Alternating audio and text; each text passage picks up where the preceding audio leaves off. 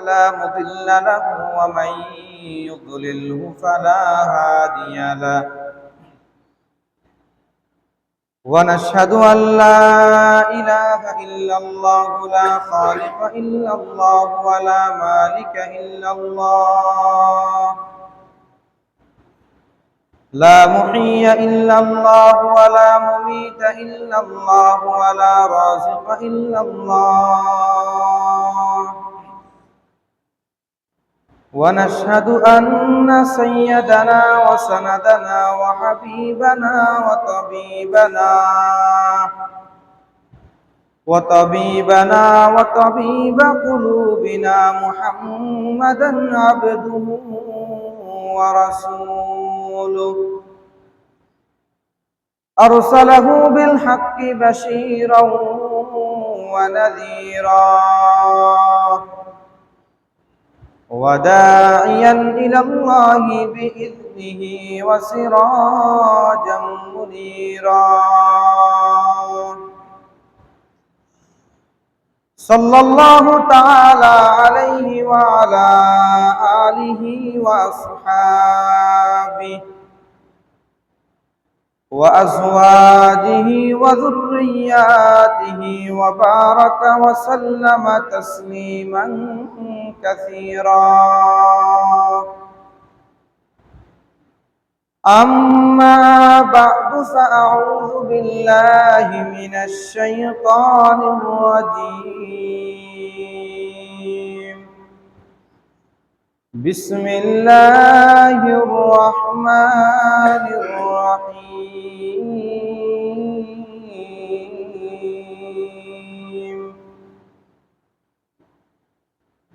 لتبلغن في أموالكم وأنفسكم ولتسمعن من الذين أوتوا الكتاب من قبلكم ومن الذين أشركوا أذى كثيرا وإن تصبروا وتتقوا فإن ذلك من عزم الأمور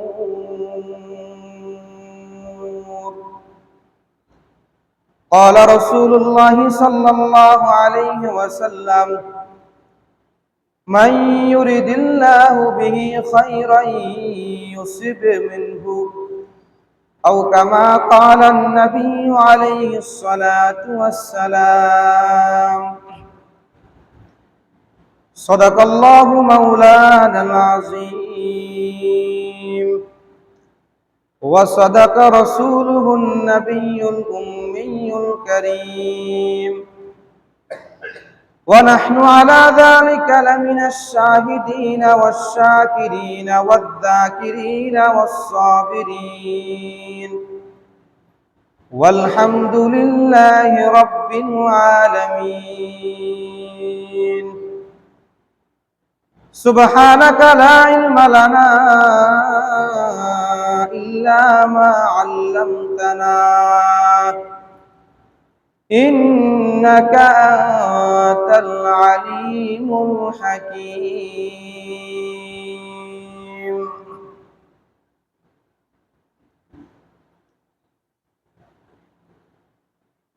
موت كاس كل ناس شاربوا موت كاس كل ناس شاربوا قبر بيت كل ناس داخلوا موت کو سمجھا ہے غافل اختتام زندگی موت کو سمجھا ہے غافل اختتام زندگی در حقیقت موت ہے صبح دوام زندگی موت جس دن آ گئی مردہ کی حالت کیا ہوئی موت جس دن آ گئی مردہ کی حالت کیا ہوئی روح تن سے اڑ گئی مردہ کی حالت کیا ہوئی हुस्न तेरा चंद रोजा फिर फना हो जाएगा, ये तुम्हारे नाज एक दिन खाके में मिल जाएगा। हुस्न सूरत चंद रोजा हुस्न सीरत मुस्तकिल, हुस्न सूरत चंद रोजा हुस्न सीरत मुस्तकिल, उससे खुश होती है आँखें, इससे खुश होती है दिल।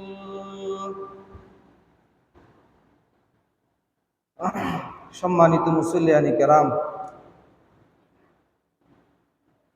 সমাবেত সর্বস্তরের মুসলমান ভাইরা আমার, মহান আল্লাহ পাক রব্বুল আলামিনের দরবারে অসংখ্য অগণিত শুকরিয়া। আল্লাহ পাক রব্বুল আলামিন আমাদেরকে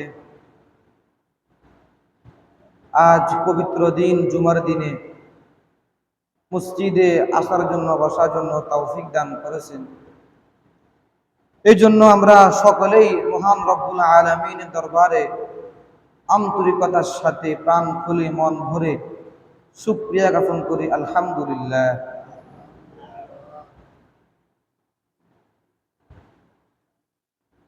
মহান আল্লাহ পাক রব্বুল আলামিন মানব জাতিকে সৃষ্টি করেছেন, একমাত্র মানব জাতি এবং জিন জাতি রব্বুল আলামিনের ইবাদত বন্দেগী করবে। আল্লাহ পাক রব্বুল আলামিন মানব জাতিকে সৃষ্টি করেছেন, পাশাপাশি মানব জাতির জীবনে দুঃখ, কষ্ট, পেরেশানি, চিন্তা, ধারণা, আরাম, আয়েশ, সুখ, শান্তি, অভাব, অনটন এগুলোও দিয়েছেন। কোনো মানুষের জীবন চিরস্থায়ী সুখী নয়, আবার কোনো মানুষের জীবন চিরস্থায়ী দুঃখীও না। অর্থাৎ মানব জাতি দুঃখ এবং শান্তি এই দুটার মধ্যখান দিয়া জীবন যাপন অতিবাহিত করে। এই বিষয় নিয়ে গত সপ্তাহে আলোচনা করলাম। বলা মুসিবত, এটাও কিন্তু একটা কষ্ট, বিপদ আপদ, মৃত্যু। গত সপ্তাহের আলোচ্য বিষয় ছিল মন্দ কৃতকর্মের কারণে বলা মুসিবত আসে। 2 নম্বর, ভালো কৃতকর্মের কারণেও বলা মুসিবত আসে। 3 নম্বর, মর্যাদা বৃদ্ধি করার জন্য বলা মুসিবত আসে। এই 3টার মধ্যে প্রথমটা আলোচনা করা হয়েছে, দ্বিতীয়টার 2টা উদাহরণ পেশ করলাম। ওই 2টা আজকে আবার আলোচনা করবো ইনশাআল্লাহ। ওয়া মা তাওফীকি ইল্লা বিল্লাহ। আল্লাহ পাক রব্বুল আলামিন 1 নম্বর উদাহরণ, আল্লাহ তাআলা পবিত্র কোরআনের সূরাতুল বাকারা এর 155 নম্বর আয়াতের মধ্যে বলেন, ওয়ালানাবলুওয়ান্নাকুম বিশাইইম মিনাল খাউফি ওয়াল জু'। আল্লাহ পাক রব্বুল আলামিন বলেন, আমি তোমাদেরকে পরীক্ষা করব কিছু ভয় দিয়া, কিছু ক্ষুধা দিয়া। ওয়া নাকসিম মিনাল আমওয়ালি ওয়াল আনফুসি ওয়াস সামারাত। মানব জাতির ধন সম্পদ, ফল ফলাদি এগুলাকে হ্রাস করে কমাইয়া পরীক্ষা করব। কিভাবে? গত বছর ফসল অনেক ভালো হয়েছে, কিন্তু এই বছর ফসল ভালো না। আল্লাহ তাআলা পরীক্ষা করতেছেন ওই বান্দা আমার প্রতি সন্তুষ্ট আছে কিনা। কোনো এক সময় আপনার ধন সম্পদের ভরা ছিল, কিন্তু এখন ধন সম্পদ নাই, এটাও পরীক্ষা। কোনো এক সময় আপনার ভাত খাওয়ার মতো এরকম টাকা ছিল না, কিন্তু এখন অভাব, অনটন তো দূরের কথা, টাকা পয়সার কোনো অভাব নাই, এটাও পরীক্ষা। তবে সর্ব অবস্থায় আল্লাহ তাআলা আয়াতে শেষাংশ বলেছেন, ওয়াবাশশিরিস সাবিরিন। যতই দুঃখ, কষ্ট, পেরেশান আসুক, ধৈর্যশীলদের জন্য সুসংবাদ। ইন্নাল্লাহা মাআস সাবিরিন, যারা ধৈর্য ধারণ করবে, সবর করবে, তাদেরকে আল্লাহ তাআলা উত্তম প্রতিদান দান করবে। এরপর 2 নম্বর দলিল, হযরত আইয়ুব আলাইহিস সালাম এবং ইউনূস আলাইহিস সালামের কথা বলছিলাম, মনে আছে? আইয়ুব আলাইহিস সালামকে ফোকা রোগ হয়েছিল, ইউনূস আলাইহিস সালামকে মাছে খেয়ে ফেলছে। তারা কষ্টের মধ্যে আল্লাহ তাআলাকে বলছেন, ইন্নী মাসসানিয়াদ দুররু ওয়া আনতা আরহামুর রাহিমিন, হে পরম করুণাময়, আমাকে দুঃখ কষ্ট স্পর্শ করেছে, আপনি তো মেহেরবান, আমাকে মাফ করিয়ে দেন।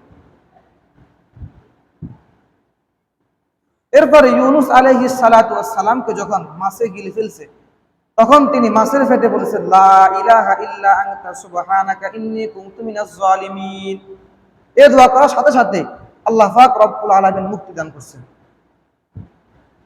এরপর আজকের যে আলোচ্য বিষয়, 3 নম্বর উদাহরণ, আল্লাহ পাক রব্বুল আলামিন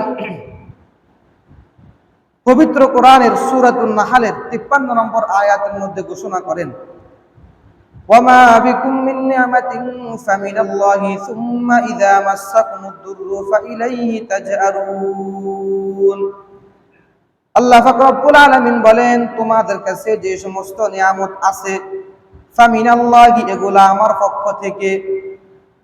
চিন্তা করেন, একজন মানুষকে আল্লাহ পাক রব্বুল আলামিন অভাব অনটন দিয়েছেন, আরেকজন মানুষকে আল্লাহ পাক রব্বুল আলামিন বস্তা বস্তা টাকা দিয়েছেন, কিন্তু মানুষের কোনো ক্ষমতা আছে না। ওয়ামা বিকুম মিন নি'মাতিন ফামিনাল্লাহি সুম্মা ইযা মাসসাকুমুদ দুররু ফাইলাইহি তাজআরুন। আল্লাহ পাক রব্বুল আলামিন বলেন, তোমাদের কাছে যে সমস্ত নিয়ামত আছে, ওই সমস্ত নিয়ামত আমার পক্ষ থেকে। ওয়ামা বিকুম মিন নি'মাতিন ফামিনাল্লাহ সুম্মা ইযা মাসসাকুমুদ দুররু, অতঃপর যখন তোমাদেরকে কোনো কষ্ট স্পর্শ করে, তখন তোমরা আমি রব্বুল আলামিনের নিকট তোমরা ডাকতে থাকো। পরীক্ষা, এটা বললাম না, দ্বিতীয় বিষয়, পরীক্ষার জন্য আল্লাহ তাআলা বালা মুসিবত দেয়। এমন অনেক সময় মানুষ দেখবেন, খুব ভালো মানুষ, নামাজ জিকির আজকার সব বলাই না, সব ঠিক, কিন্তু বালা মুসিবত আসে, এরকম হয় না? হয়নি? এটা পরীক্ষার জন্য আল্লাহ তাআলা দান করে। যখন তাকে কোনো কষ্ট স্পর্শ করে, তখন সেই আল্লাহ তাআলার প্রতি ঝুঁকে। চিন্তা করবেন, যখন আপনার কাছে কষ্ট লাগবে, কিছু ভালো লাগবে না, তখন একটা বার হলে চিন্তা করবেন যে একটু নামাজ পড়ে আসি, কিছু দোয়া জিকির করি, কিছু দান সৎকা করি। তো এর দ্বারা আল্লাহ তাআলার ভালো লাগে, আল্লাহ তাআলা এটাকে খুশি মনে করে যে আমার বান্দা সব ঠিক, কোনো গুনাহ নাই, নামাজ জিকির আজকার হক হারাম হালাল সবগুলো মেনে চলে। কিন্তু আমি তাকে পরীক্ষা করি এই জন্য, যেন সে আমার কাছে আবার প্রার্থনা করে, আল্লাহ আমাকে আপনি মুসিবত থেকে উদ্ধার করেন, অথচ তার কোনো গুনাহ নাই। কিন্তু এর পরেও তাকে পরীক্ষার মধ্যে ফেলানো হয়েছে। এর উদ্দেশ্য হচ্ছে যাতে করে ওই ব্যক্তি সম্পূর্ণভাবে আল্লাহ যুক্তি পারে। এটা আল্লাহ কাছে ভালো লাগে, আল্লাহ তাআলা কি করে, অনেক পছন্দ করে। উদউনি আস্তাজিব লাকুম, আল্লাহ তাআলা বলেন, এ আমার বান্দাগণ, তোমরা আমার কাছে চাও, আমি তোমাকে দান করব। দুনিয়ার মানুষের কাছে আপনি একবার গেছেন দিব, দুইবার গেছেন দিব, তিনবার যাবার পরে দিব ঠিক, কিন্তু বিভিন্ন কথাবার্তা বলবে। চারবারের সময় দিব ঠিক, কিন্তু তার মুখে হাসি থাকবে না। পাঁচবারের সময় দিব ঠিক, কিন্তু সে আপনাকে গালিগালাজ করবে। ছয়বারের সময় দিবে না। কথা ঠিক? কিন্তু আল্লাহ তাআলা বলছেন, যে ব্যক্তি আমার কাছে চায় না, ওই ব্যক্তির উপর আমি রাগ হই। আর দুনিয়ার মানুষের কাছে চাইলে মানুষ রাগ হয়, আর আল্লাহর কাছে যদি না চায়, আল্লাহ রাগ হয়। এই জন্য দুঃখ কষ্ট এটাকে আপনি চিন্তা করবেন যে হয়তো আমার কোনো গুনাহের কারণে আল্লাহ আমাকে কষ্ট দিয়েছেন, না হয় কোনো ভালো কামের কারণে কষ্ট দিয়েছেন, আমাকে পরীক্ষা করার জন্য। যেমন হযরত ইব্রাহিম আলাইহিস সালাতু ওয়াস সালামকে আল্লাহ তাআলা বৃদ্ধ বয়সে শিশু ইসমাঈলকে দান করছেন গর্ভে, বৃদ্ধ বয়সে। এত দোয়া এত কিছু করেছে কিন্তু সন্তান হয় না। বৃদ্ধ বয়সে দান করেছে এবং এমন আদরের সন্তান, কিন্তু ইসমাইলের বয়স যখন কোন তাফসীরের মধ্যে আছে যখন বালেগ হয়েছে, অর্থাৎ 15-16 বছর অথবা 13 বছর 12 বছর এরকম হবে, তখন আল্লাহ তাআলা বলছেন, হে ইব্রাহিম, তুমি তোমার সন্তান কুরবানি করো। তো আচ্ছা বলেন তো, ইব্রাহিম আলাইহিস সালামের জীবনে কোনো গুনাহ আছে? না। কিন্তু তাকে এত বিশাল পরীক্ষার সম্মুখীন কেন হতে হয়েছে? আমাদের হাবিব সাল্লাল্লাহু আলাইহি ওয়াসাল্লাম জীবনে কোনো গুনাহ আছে? না। কিন্তু তায়েফের ময়দানে রাসূলকে এত কষ্ট করে দেওয়া হয়েছে। সিদ্দিক আকবর রাদিয়াল্লাহু তাআলা জীবনে কোনো গুনাহ আছে? আছে। তবে ইসলাম ধর্মের গ্রহণের আগে ইসলামের ফসববাদ, কিন্তু তাকে কি পরিমাণ কষ্টের মধ্যে পরিণত করা হয়েছে। এরকম হাজার হাজার দলিল আছে। মূল উদ্দেশ্য হচ্ছে যখন দুঃখ কষ্ট আসে তখন বুঝতে হবে হয়তো আমার নাফরমানির কারণে আসছে, আমার গাদ্দারির কারণে আসছে, না হয় আল্লাহ তাআলা আমাকে পরীক্ষা করেন, আমাকে ভালোবাসেন, এই কারণে দিয়েছে। এরপর 2 নম্বর উদাহরণ, আল্লাহ পাক রব্বুল আলামিন আমাদেরকে কষ্টের মধ্যে ফালান যেন আমরা সতর্ক হয়ে যাই। সূরাতুল আরাফের 168 নম্বর আয়াত আল্লাহ তাআলা বলেন, ওয়াকাত্তানাহুম ফিল আরদি উমামা। আল্লাহ পাক রব্বুল আলামিন বলেন, আমি তাদেরকে জমিনের মধ্যে বিভিন্ন দল বিভক্ত করছি। মানব জাতি কি একদল দুনিয়াতে? না। মানব জাতি একদল, কিন্তু কত দল, কত গ্রুপ আছে। ওয়াকাত্তানাহুম ফিল আরদি উমামা মিনহুমুস সালিহুনা ওয়া মিনহুম দুনা যালিক। তাদের মধ্য থেকে কেউ কেউ ভালো, কেউ কেউ খারাপ, কেউ ভালো কেউ খারাপ। ওয়াবালাউনাহুম বিল হাসানাতি ওয়াস সাইয়্যাতি লাআল্লাহুম ইয়ারজিউন। আমি রব্বুল আলামিন তাদেরকে পরীক্ষা করার জন্য তাদেরকে পরীক্ষা করি কিছু ভালাই দিয়ে কিছু খারাপি দিয়া। বিল হাসানাত ওয়াস সাইয়্যাত, কিছু ভালো দিয়া কিছু খারাপ দিয়া আমি তাদেরকে পরীক্ষা করি। লাআল্লাহুম ইয়ারজিউন, যেন তারা আমার কাছে ফিরে আসে। দেখেন এখানে একটা চিন্তা বিষয়, যারা ভালো তাদেরকে পরীক্ষা করে, যারা খারাপ তাদেরকে পরীক্ষা করে। একথা বিশ্বাস করেন? যারা ভালো ভালো কাম করে, ভালো সর্বদিক দিয়ে ভালো, তার ব্যাপারে সমাজে কোনো মানুষের কোনো আপত্তি নেই, এরকম ব্যক্তিকে আল্লাহ পরীক্ষা করেন না? করে। আবার সমাজের মধ্যে যাকে কেউ দেখতে পারে না, যত রকমের নানামি, যত রকমের মুনাফিকি, যত রকমের খারাপি আছে, সবগুলো খারাপ মানুষের যুক্ত আছে, ওই লোককে আল্লাহ পরীক্ষা করে। ওয়ালাউনাহুম বিল হাসানাত ওয়াস সাইয়্যাত, তাদেরকে ভালাই দিয়ে পরীক্ষা করি, খারাপ দিয়ে পরীক্ষা করি, যেন তারা আমার কাছে ফিরে আসে। এরপর 5 নম্বর উদাহরণ, আল্লাহ পাক রব্বুল আলামিন বলেন সূরাতুল বাকারা, সূরাতুল আলে ইমরানের 186 নম্বর আয়াত আল্লাহ তাআলা বলেন, লাতুবলাউন্না ফি আমওয়ালিকুম ওয়া আনফুসিকুম। আল্লাহ পাক রব্বুল আলামিন বলেন, আমি রব্বুল আলামিন তোমাদেরকে পরীক্ষা করব তোমাদের সম্পদ দিয়া। কি দিয়া? সম্পদ দিয়া, ধন দিয়া। লাতুবলাউন্না ফি আমওয়ালিকুম ওয়া আনফুসিকুম, আমি রব্বুল আলামিন তোমাদেরকে পরীক্ষা করব তোমাদের সম্পদ দিয়া। আর একটা আয়াতের মধ্যে আল্লাহ তাআলা বলেন, ফাআম্মাল ইনসানু ইযা মাবতালাহু রাব্বুহু ফাকরামাহু ওয়া নাআমা। যখন আল্লাহ পাক রব্বুল আলামিন মানুষকে পরীক্ষা করার জন্য ইচ্ছা করেন, তখন আল্লাহ পাক রব্বুল আলামিন তাকে সম্মান দান করে, মর্যাদা দান করে, ধন সম্পদ দান করে, নিয়ামত দান করে। ওয়ায়াকুলু রাব্বি আকরামান, যখন তার কাছে সম্পদ থাকে তখন সে বলে আমার রব আমাকে সম্মানিত করছে। ওয়া আম্মাল ইনসানু ইযা মাবতালাহু ফাকাদারা আলাইহি রিজকা ফায়াকুলু রাব্বি আহানান। আর যখন আল্লাহ পাক রব্বুল আলামিন তার সম্পদ নিয়ে যান তাকে পরীক্ষা করার জন্য, তখন সে বলে আমার রব আমাকে অপমান করছে। কথা কি বাস্তব? অনাবাস্তব। যখন সম্পদ দান করে তখন সবাই খুশি, ঠিক না? যার কাছে টাকা পয়সা আছে, ধন দৌলত আছে, সবাই খুশি না? কিন্তু যার কাছে নাই সে বলে আল্লাহ তাআলা আমাকে দেয় নাই। এটা পরীক্ষা। সর্ব অবস্থায় আল্লাহ তাআলার মধ্যে আস্থা বিশ্বাস রাখতে হবে যে আল্লাহ তাআলা যতই যেভাবে রাখুক না কেন, আল্লাহ তাআলা আমাদের ভালো চান। ওয়ালা তাসমাউন্না মিনাল্লাযীনা উতুল কিতাবা মিন ক্বাবলিকুম ওয়া মিনাল্লাযীনা আশরাকু আযান কাসীরা। ওই আয়াতের পরের অংশ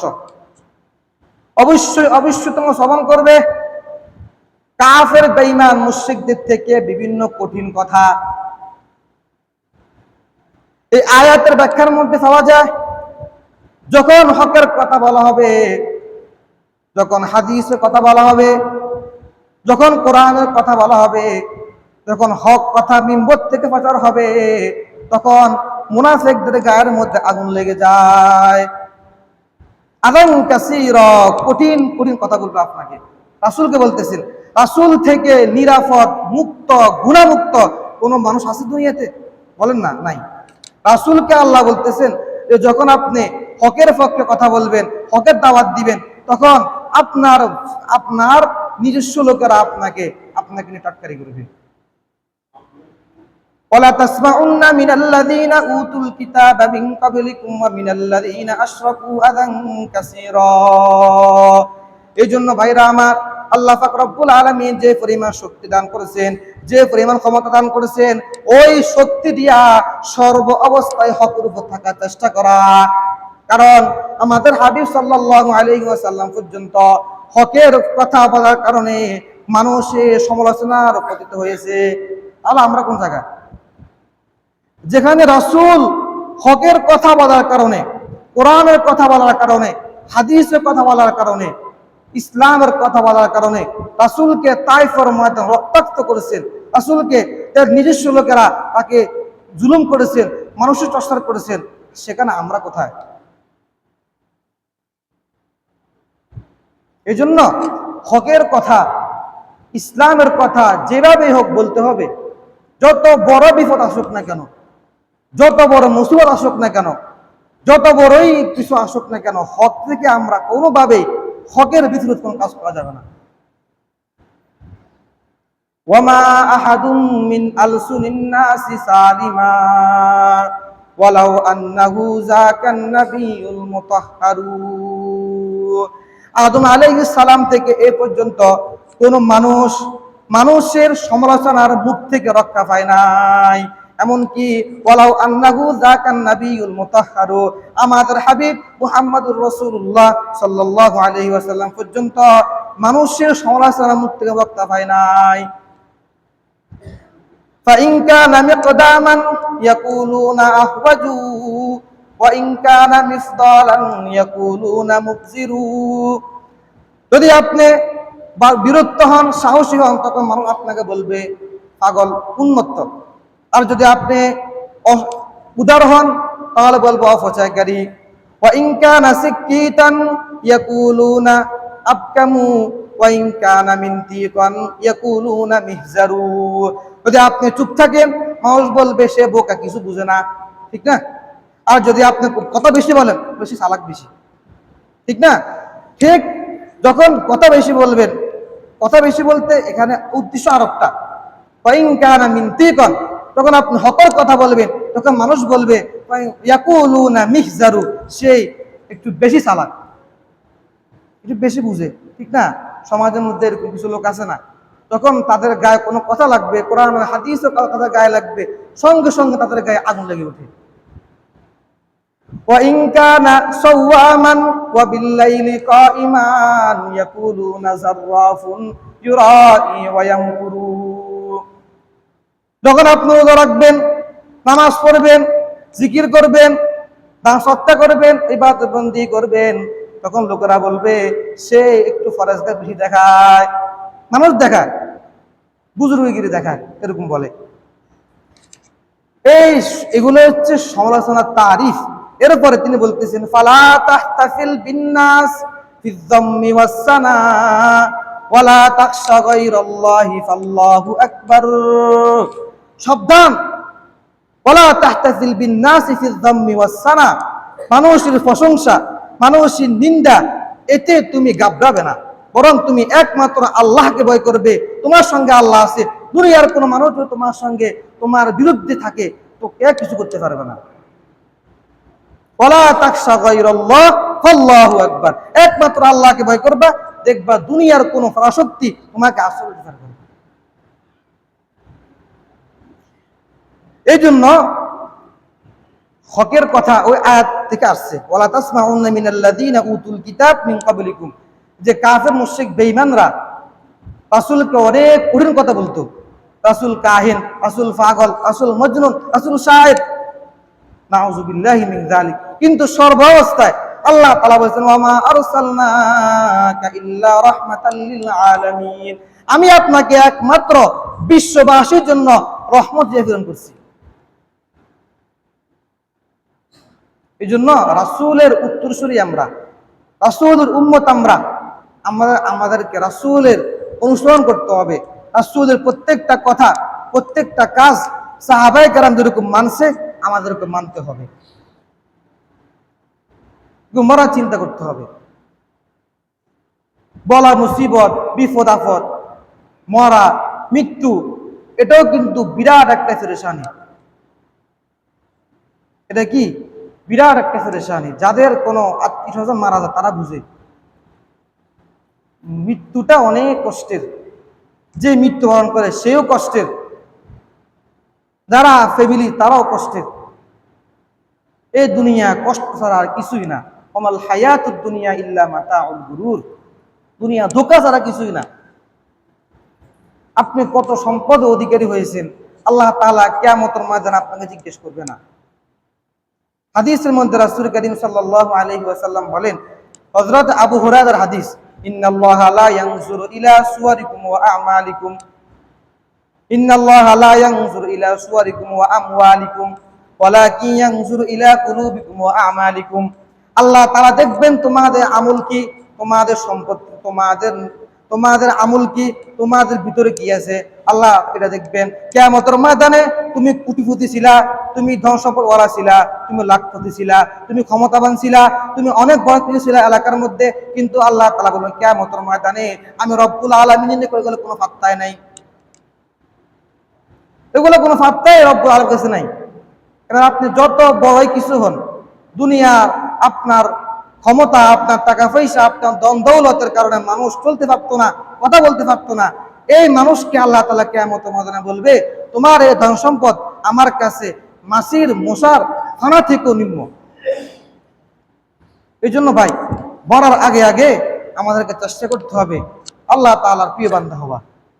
কারণ আপনার মৃত্যুর পরে আপনার আমল নিয়ে আপনি কবরে যাবেন, ঠিক না? আরেকজনের আমল নিয়ে আপনি কবরে যাবেন না। আরেকজনের সমালোচনা করে, আরেকজনের বিরুদ্ধে কথা বলে, আরেকজনের বিরুদ্ধে মুনাফিকি করে, মিথ্যা কথা বলে আপনি কবরে যাবেন না। তার আমল নিয়ে, আপনার গুনাহ নিয়ে আপনি কবরে যাবেন। मरने वाला सब कोई है, जीने वाला कोई नहीं, रोने वाला सब है लेकिन जाने वाला कोई नहीं। মরার তো সবাই আছে, সবাই মরবে, বাঁচার কেউ নাই। কাদার ব্যক্তি আছে, কিন্তু মৃত ব্যক্তির সঙ্গে যাবার মতো ব্যক্তি আছে? যাবেন? আপনি যাবেন না বলেন? আপনার ভাইয়ের কবরে, আপনার পিতার কবরে, আপনার সন্তানের কবরে আপনি যাবেন? যাবেন না। কিন্তু কানার ব্যক্তি সবাই আছে। ওই পরিশেষে নিজের হিসাব নিজের কাছে, নিজের হিসাব নিজের কাছে থাকবে। এই জন্য সর্ব অবস্থান সতর্ক হই। বিশেষ করে বর্তমান সমাজে আমাদের মধ্যে কিছু গাফলতি শুরু হয়েছে। এত বলা মুসিবত আল্লাহ দেয়, এত বিপদ আপদ দেয়, বন্যা দেয়, করোনা দেয়, কত রকম বিপদ আমরা দেখি, কিন্তু কোনো রকমের অনুভূতি আমাদের জাগ্রত হয় না। কি করবো আমরা? আল্লাহ তাআলা তারপর কি জবাব দিব? মৃত্যু শেষ হয়ে যাওয়ার পরে সঙ্গে সঙ্গে ফেরেশতারা জিজ্ঞেস করে, মান রব্বুকা ওয়া মা দীনুকা ওয়া মান হাযা রাজুলু বুইসা ফীকুম। কোন উত্তর দিতে না পারলে সব বসে জাহান্নাম। তাহলে এত অহংকার করে কি লাভ? দুনিয়াতে এত পাওয়ার দেখা কি লাভ? দুনিয়ার এত ক্ষমতার কি লাভ হবে? মৃত্যু পরে সব শেষ। कैसे कैसे ताजदारो बादशाह चल बसे, कैसे कैसे ताजदारो बादशाह चल बसे, वे खजीना बालकाना शान शौकत क्या हुई, कैसे कैसे खूबसूरत रानियां शहजादियां तन बदन सब गुल गया है शक्ल सूरत क्या हुई। अरे হে উম্মত মুসলমান, তোমার মতো অনেক মুসলমান, তোমার মতো অনেক মানুষ, তোমার মতো অনেক কাফের আল্লাহ তাআলা জমিনের মধ্যে আসছে, অনেক ক্ষমতা দেখাইছে, এরপর চলে গিয়েছে। তোমার মতো অনেক, এরপরে তোমার মতো যে সমস্ত মানুষ ধন সম্পদ ওয়ালা, টাকা পয়সাওয়ালা, অট্টালিকার মালিক, তারা দুনিয়াতে আসছে, তারাও চলে গেছে। তুমিও থাকবে এমন কোনো গ্যারান্টি নাই।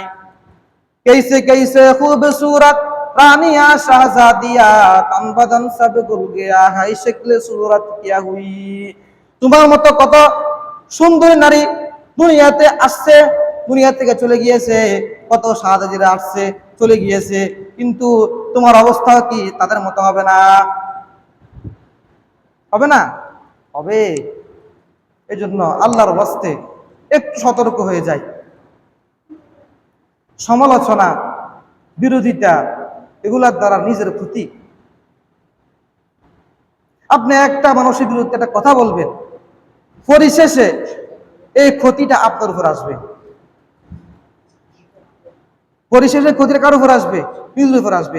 যার সমালোচনা করা হয়, যার বিরুদ্ধে ষড়যন্ত্র করা হয়, তার গুনাহ মাফ হতে থাকে, তার গুনাহ মাফ হয়। আর যে সমালোচনা করে, বিরোধিতা করে, হট্টারি করে, তার যে গুনাহ মাফ, ওই গুনাহ তার কাছে আসে, কোনো লাভ নাই। বর্তমান সমাজে গীবত, শিকায়েত, চুগলখুরি, মুনাফিকি, নাফরমানি অনেক বেড়ে গিয়েছে। এই কারণে আল্লাহর গজব সরাসরি আসতেছে।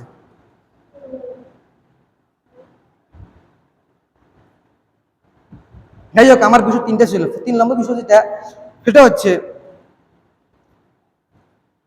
মান সম্মান বৃদ্ধির জন্য আল্লাহ পাক রব্বুল আলামিন আমাদের উপর বিপদ প্রদান করে।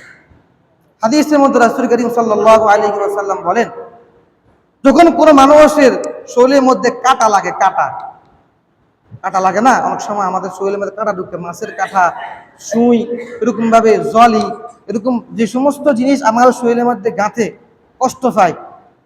এই কষ্ট হওয়ার কারণ, এটাও একটা মুসিবত। এই মুসিবতের কারণে আল্লাহ তাআলা আমাদের সম্মান বৃদ্ধি করে দেন। সুবহানাল্লাহ। অর্থাৎ সর্ব অবস্থায়, সর্বক্ষেত্রে আল্লাহর যত সমস্ত মুসিবত আছে, সবগুলা মুসিবতের মূল কারণ হচ্ছে 3টা। হয়তো নিজের নাফরমানি করছি, হয়তো পরীক্ষার জন্য, না হয় আল্লাহ তাআলা আমাদের কোনো ভালাই চান, সম্মান চান, মজা চান, এই জন্য বলা মুসিবত দান করে, যার কারণে বলা মুসিবতের কারণে আল্লাহ তাআলা আমার সম্মান বৃদ্ধি করে দেন। যাই হোক, আল্লাহ পাক রব্বুল আলামিন আমাদের সকলকে কথাগুলা বুঝার জন্য এবং শোনার জন্য তৌফিক দান করুক। ওয়া আখিরু দাওয়ানা আলহামদুলিল্লাহি রাব্বিল আলামিন। আস্তাগফিরুল্লাহ।